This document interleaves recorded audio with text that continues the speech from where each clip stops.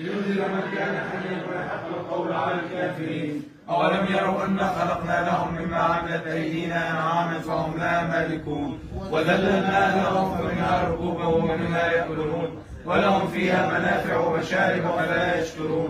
واتخذوا من دون الله آلهة لعلهم ينصرون لا يستطيعون نصرهم وهم لهم جند محضرون. فلا يحزنك قولهم إنا نعلم ما يسرون وما يعلنون.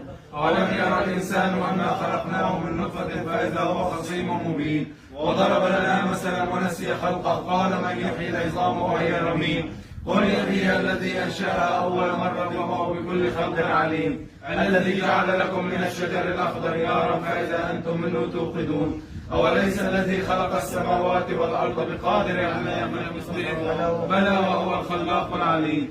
إنما أمره إذا أراد شيئا أن يقول له كن فيكون. فسبحان الذي بيده ملكوت كل شيء وإليه ترجعون. صدق الله العظيم.